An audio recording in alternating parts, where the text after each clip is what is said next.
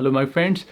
पिछली वीडियो में मैंने आपको बताया था कि ये साल क्रिप्टो करेंसी के लिए बहुत ज़्यादा इंपॉर्टेंट है, क्योंकि इस साल में तमाम दुनिया में रेगुलेशंस बड़ी तेज़ी से चेंज होंगी। क्योंकि अब क्रिप्टो करेंसी में इतने लोगों ने पैसे इन्वेस्ट कर दिए हुए हैं कि जितने रेगुलेटरी अथॉरिटीज़ हैं वो इसके बारे में अब सोचना शुरू हो गए हैं। अगर हमने इसको रेगुलेशंस में ना लेके आए तो कल को जाके तमाम लोग जो हैं वो अपना पैसा खो देंगे।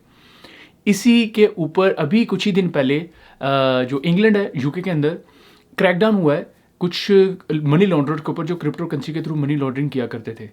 तो उसके अंदर उन लोगों ने काफ़ी ज़्यादा पैसे रिकवर किए हैं, काफ़ी ज़्यादा मिलियन पाउंड्स में वो पैसे उन लोगों ने रिकवरी की है। लेकिन उसके कुछ ही दिनों बाद एक खबर आती है जो कि बिल्कुल मुस्तनिद अखबारों में आ रही है, जैसे फोर्ब्स, ब्लूमबर्ग, रॉयटर्स और याहू फाइनेंस, इन सब के ऊपर ये खबर चल रही है कि यूके ने क्रिप्टो करेंसी बाइनांस जो क्रिप्टो करेंसी की एक्सचेंज है उसको बेसिकली बैन कर दिया है या इसके बैन के बारे में सोचा है। तो अब सारे लोग घबरा गए हैं कि यार क्या बाइनांस बैन हो गया, क्योंकि बाइनांस क्रिप्टो करेंसी की सबसे बड़ी एक्सचेंज है।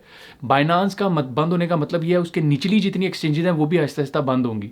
तो बाइनांस ऑलरेडी यूके के जो एफसी है इसके साथ इन डिस्कशन थी कुछ अर्से पहले, लेकिन उन्होंने अपना केस विड्रॉ कर लिया था। वो रेगुलेशन से रिलेटेड तो सारी उनकी डिस्कशन चल रही थी। तो उसके बाद फ़ौरन अब ये न्यूज़ आ गई कि आगे बैन करने जा रहे हैं।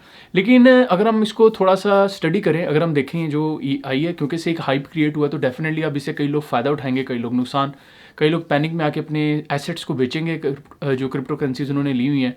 तो गिरेगी सारी की सारी, क्रैश करेगी दोबारा से मार्केट और कोई ना कोई इससे फ़ायदा उठाएगा। अब क्योंकि अभी तक ये रेगुलेटेड नहीं है और इसके अंदर क्योंकि वो लोग स्पॉट ट्रेडिंग के अलावा लेवरेज और डेरिवेटिव्स इसके जो मुख्तलिफ किस्म के हैं वो भी परफॉर्म करें बाइनांस के ऊपर, तो ज़रूरी है कि अगर आप फ्यूचर्स या डेरिवेटिव्स के अंदर काम करते हैं, कोई भी एक्सचेंज काम करती है, तो उसको रेगुलेट होना पड़ता है उस मुल्क की रेगुलेटेड अथॉरिटी से, जैसे एफसी है यूके में। क्योंकि वो नहीं हुए तो इसलिए वो इनके डेरिवेटिव्स को बेसिकली बैन करने जा रहे हैं। तो अगर आप वो जाके एफसीए की वेबसाइट पे भी देखेंगे तो वहाँ पे भी जाके आपको ये चीज़ नज़र आएगी कि वो उन्होंने क्लियरली इस चीज़ को मेंशन किया हुआ कि जो डेरिवेटिव्स हैं वो रेगुलेटेड नहीं है। तो उसमें फ्यूचर ट्रेडिंग आ जाती है, इसके अंदर आपकी डेरिवेटिव्स और दूसरे जो होते हैं वो आ जाते हैं, जैसे परपेचुअल जिसको आप कहते हैं, जिसके ऊपर आप काम कर रहे होते हो। लेकिन अगर आप स्पॉट ट्रेडिंग कर रहे हैं बाइनांस के ऊपर तो अभी फ़िलहाल उनके ऊपर कोई मसला नहीं आएगा, उनको अभी घबराने की ज़रूरत नहीं है। लेकिन ये साल बहुत इंपॉर्टेंट है, सही है।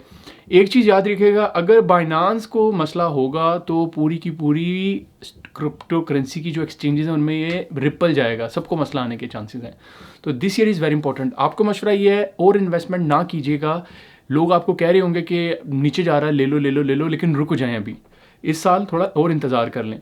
जिन लोगों ने इन्वेस्ट किया है वो थोड़ा सा होल्ड करके अपना टाइम स्पेंड करें, चेक करें कब तक वो कितना बर्दाश्त कर सकते हैं। मैंने तो अपनी 50% जो थी लॉस में पहले निकाल ली थी पैसे इसके अंदर से, लेकिन अब मेरे सिर्फ 50% बिल्कुल एक थोड़ी अमाउंट लगी हुई है जिसमें मैं 50% लॉस पे जा रहा हूँ स्टिल।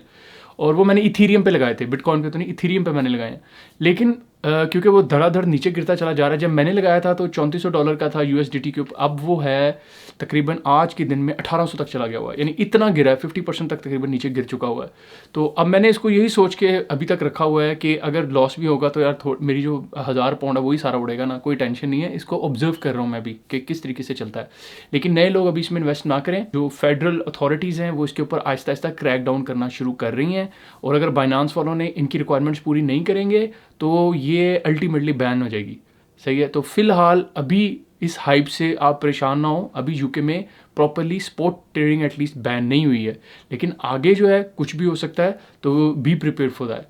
इसीलिए जो दूसरे ममालिक हैं, अगर आप यूके में नहीं है, यूके से बाहर हैं, यूएसए में भी इस पर क्रैकडाउन स्टार्ट हो गया बाइनांस के ऊपर, ये आपको पता होना चाहिए। उनके भी जो उनका जो रेगुलेटरी अथॉरिटी है वो उन्होंने इनसे क्वेश्चनिंग स्टार्ट कर दी हुई है कि पैसों के तुम किस तरीके से ट्रेडिंग करते हो, उनकी सारी लीगल जो चीज़ें हैं वो उसके ऊपर वर्किंग कर रहे हैं। आहिस्ता आहिस्ता ये दूसरे मुल्कों में भी ये वाइब्स जाएंगी।